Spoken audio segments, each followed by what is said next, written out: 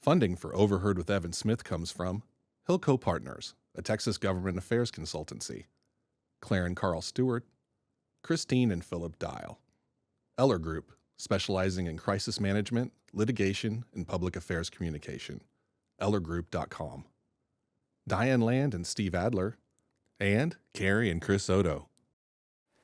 I'm Evan Smith. He's an historian, a MacArthur and Guggenheim Fellow, and the author of 17 books, including 5 #1 New York Times bestsellers. His latest is Malcolm Lives, the official biography of Malcolm X for young readers. He's Dr. Ibram X. Kendi. This is Overheard. A platform and a voice is a powerful thing. You've really turned the conversation around about what leadership should be about. Are we blowing this? Are we doing the thing we shouldn't be doing by giving in to the attention junkie? As an industry, we have an obligation to hold ourselves to the same standards that we hold everybody else. Dude. This is Overheard.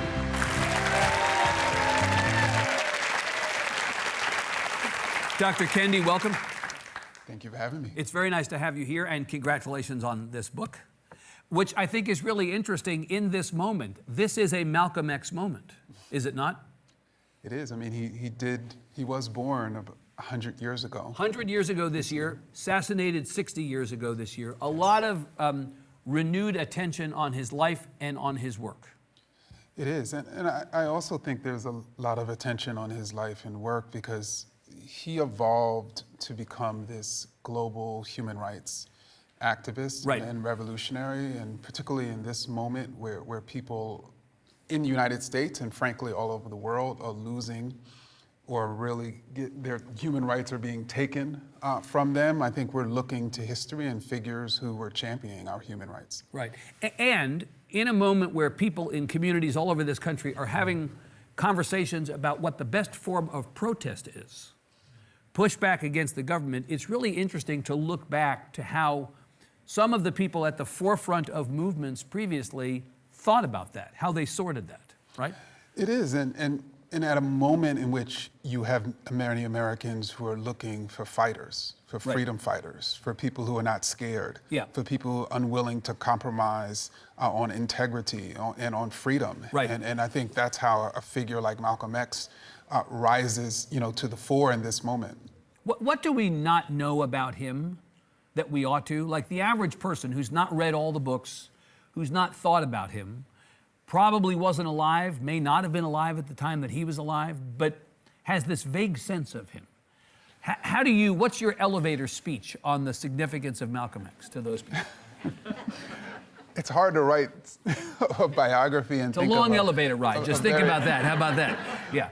But I will say that to me, his life showed the beauty of what it means to be a human being. And this is a person who evolved over the course of his life and frankly became one of the greatest activists against racism in history. And I think that was largely because, particularly as a young person, he faced racism and poverty in many of the most damaging and dehumanizing ways. And so he, of course, had a front row seat to what he ultimately stood for and fought against when he became who we know him today as Malcolm X. He was fighting not just for himself, he was fighting for people like him. That's the point, is that he had experienced many of the things that he came to fight about. Say something about his parents and say something about his upbringing so that people understand the origin story.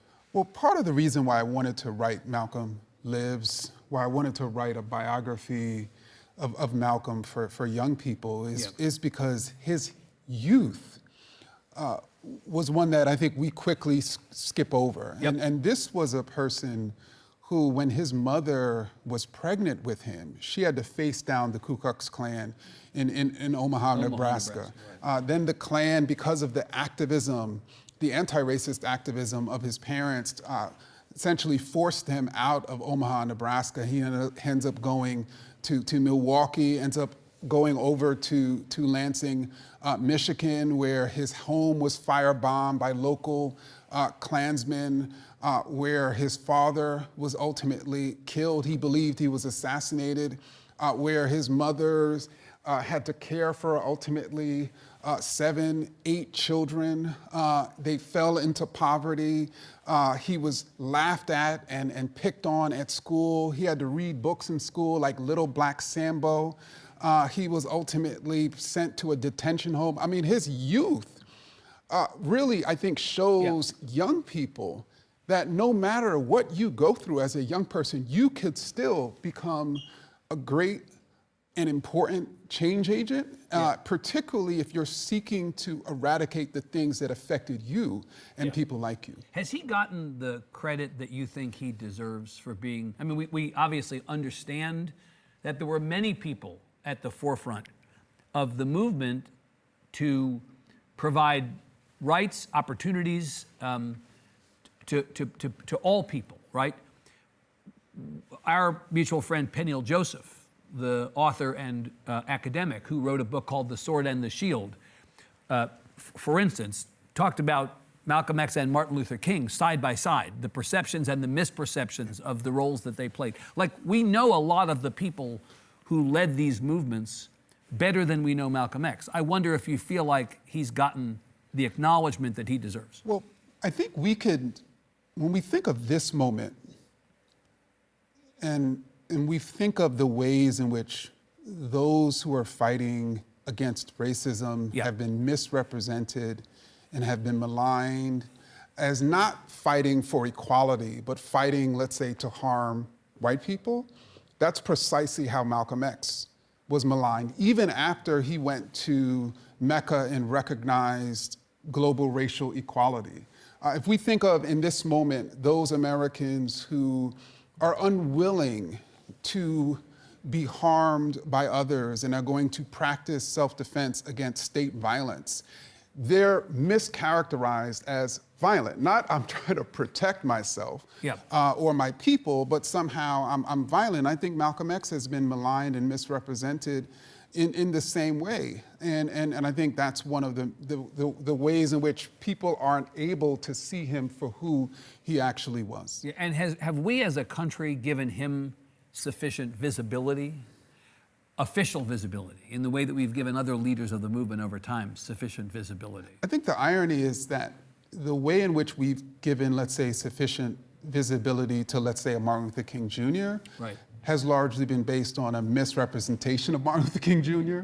in the sense that even in this moment, you have people who present Martin Luther King Jr. as this colorblind activist. They weaponize his words and they misread them. Exactly. Right. And so then they give him visibility based on their misrepresentation. And then I think people deny Malcolm X visibility based on his misrepresentation. And I think that's part of the challenge, especially in this moment where they're banning the study of history, because then it's only going to get worse. The opportunity to actually know what really happened is less and less these days. Of course, many people, when they think about Malcolm X, I'm sorry, this is the shallowness of the world we live in. They see Denzel Washington, right? That's who they think about. This is not a new subject. You have not gone to something that nobody else has written about. You had to find your lane on this. So what is your lane on this, Dr. Kendi?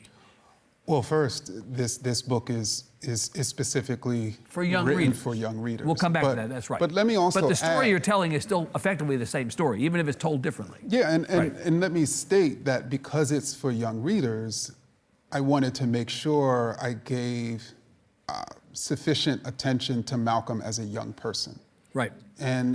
But I also think that we should understand that in this moment, the unfortunate truth is that most American adults are reading at a middle grade level. Yeah. And so when you're writing for middle graders, you're writing for adults. And so I also thought it was important to ensure that Malcolm's complicated life story was clarified. Accessible to everybody, right? Exactly. Yeah, that was really, that's your lane. Your lane is accessibility. It is. Right. Yeah. And it's possible. I mean, I don't consider someone who, let's say they're 45 years old and they read at a 5th grade level to be unintelligent. Right. I still think they could understand complicated ideas or complicated aspects of a person's life, like Malcolm X. Yeah. And I think we should meet them where they are, Right. and ensure that they too have access to somebody like a Malcolm X. If I do the count on this, I count 8 books that you've written out of the 17 that have been for either young readers or just kids, right?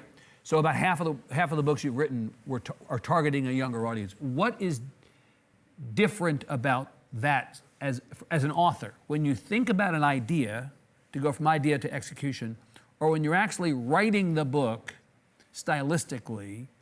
What's different? I think it's both. Yeah. So there's the idea itself, and thinking about language that one could use that is being used by young people at their developmental level. Right. And so matching the idea with the language that young people are using, and then obviously the stylistic aspect comes in to make sure it's structured in a way that's engaging, Right.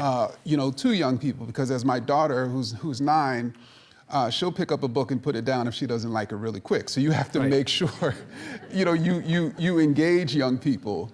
And it's interesting. And frankly, it's the same as us adults. We don't like reading boring books Right. Either. And But so the subject matter, Dr. Kendi, the thing that I think is interesting is the subject matter of your books, the through line.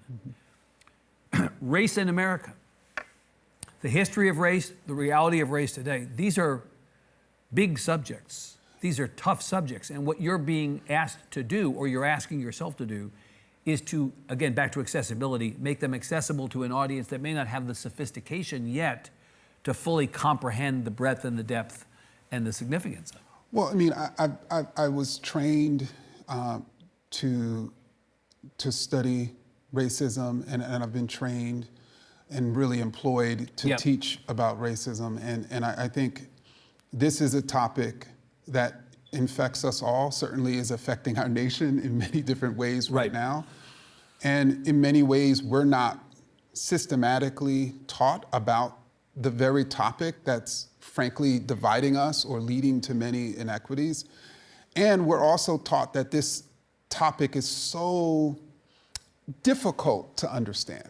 Yeah. And I don't think it actually is that difficult to understand. And I think it's important for us as scholars Yeah. to take our knowledge and to take the research and take the evidence and take generations of scholarship and make it accessible to everyday people in ways that people can understand. That's what I see my purpose is, my Yeah. job is, especially in a moment where those who actually benefit from this, from the sort of persistence of racism, want to muddle the waters, want to confuse us, Right. Want to keep us divided based on that confusion. Do you have anybody reading these books before they're submitted or before they're published from that generation to be your, I got you, I'm your backstop on this? Let me do a vibe check on your book. So I mentioned my daughter. Right. And she is my most challenging. Your best editor, right? Yes. I mean, because she's going to be, I know that she's going to be honest. She's going to not be gonna- honest. She's not going to let you get away with anything, right? So No, she's of course. told me you need to go back in that lab and redo it. yes, Yeah. which I need. A couple times you've mentioned directly and indirectly the fact that we're not teaching history, a full history of race in this country, in many schools any longer, right? We are in a period of time in which we have decided, what books can and can't be in libraries, what coursework can and cannot be in a curriculum of a school, whether it's a K-12 school or a university. We've banned something referred to as critical race theory, though to be candid, I think different people hear that phrase and either define it differently or can't define it, even if they're put in the position of having to vote to ban it. We're in a time where we're really creating holes that people like you have got to fill in with books like this one. That's one of the reasons why I imagine when you're thinking about this topic and how you can make it accessible to young readers, it's so important. Because in the absence of it, many of these conversations simply will not happen. This history will not be learned, right? And I think that's the tragic truth. There was a time not too long ago in this country's history where we were trying to figure out ways to encourage young people and even us adults to Yeah. read more. Right. Now we're trying to figure out ways to ensure we read less. Yeah. And so say a little bit more about why you think that is. What is the motivation for that? What's behind that? Well, you know, as someone who studies racism, I've tried to show in my work that the problem isn't people. The problem isn't those other people who don't look like you. Yeah. The problem is policies. The problem is power. Right. And if we change policies and power, we can create equity and justice for all. Right. You But understand, though, that, but let me just interrupt you and say that we're told all the time that the problem is people who don't that's look what like I'm saying. us. So if you Right. if you don't typically, if in the absence of reading and studying, you can be easily manipulated into believing If that you the don't know problem- better. Exactly. Yeah. And so that's why if you want people to continue thinking that those other people are the problem, you're also going to take books out of their hands. Yeah. I want to ask you about the fundamental point in your best-selling book, the book you're best known for still, I think, How to Be Anti-Racist. The distinction between racism and anti-racism as opposed to the distinction between racism and non-racism, which I think is a critical component of this. I want to ask you to define those terms, and then I want to roll that forward to the period of about the last 20 years in this country, and we'll talk about that. Well, I've studied definitions of racist and racism and even not racist. And what I've found is that typically people who identify as not racist do so after they just did or said something that was racist. and that's, frankly, that's been happening really for centuries. While to be anti-racist, by contrast, Yeah. is to actually acknowledge, you know what I said was actually racist, but I'm going to reflect on that and change it. And part of that is because I define racist and anti-racist as not fixed identities or categories. These are descriptive terms Yeah. that describe what a person is being in any given moment. So a person is not fundamentally a racist, someone is being racist or anti-racist based on what they're saying or doing. You're or giving not them the doing. benefit of the doubt. I'm giving them the benefit of their humanity. Yeah. Which means that people are complex. Right. People can hold an idea of racial hierarchy in one area, an idea of racial equality in another area. And I think we have to account for that human complexity, and we have to account for the fact that humans can change. So, you know, it's interesting. I get all that, and I got all that at the time. But I also, in my own mind, thought about something else, which is that there's a version of not being racist that is passive, and there's a version that's active. The passivity of not being racist is simply not being racist. But being actively aligned with the idea that we have to combat racism in our communities, we have to combat racism in ourselves. To me, that feels like a difference. Like the people who are actually on the front lines of this and who are attempting to build a more just and equitable world, not simply sitting by and saying, well, I've taken care of myself and my own, but are actually on the front lines, that activity is itself, it feels like a necessary component of anti-racism. It's an essential component, Yeah. and frankly, I'll explain it in this way. Yeah. During the era of slavery and the era of Jim Crow segregation, those who were instituting slavery and segregation wanted other Americans to do nothing. That's what they wanted. Yeah. So the whole purpose of their rhetoric, of their propaganda, Right. was to convince Americans that slavery was a positive good. Yep. To convince Americans that the races, in Mississippi or Texas or Florida get along perfectly. Everything is perfectly equal Right. and separate. Don't believe your lying eyes. And so that then would result, Right. that could result in other people simply doing nothing. And then what happens if we do nothing in the face of slavery or segregation? It persists. And so that's why to do nothing is actually to be complicit in the persistence of racism. And frankly, those who have produced racism are constantly trying to get the rest of us to do nothing. So that's why being anti-racist is actually the true opposite of being racist, whether you're sustaining racism through your action or inaction. So I think about the period before George Floyd's murder. Feels like a long time ago. It does. And I think it's more than 5 years at this point, right? And I think about the period after, immediately after George Floyd's murder, where there were a whole bunch of people, institutions that said, we have a problem, we're gonna really marshal our energy and forces, and we're gonna get this done. And then that began to ebb and ebb and ebb. A lot of promises made, a lot of kind of, bold statements that ended up not having an enormous amount behind them. Now I feel like we're in a period almost, and I'm going to say this, you slap this down if you don't think this is right, of anti-racism, right?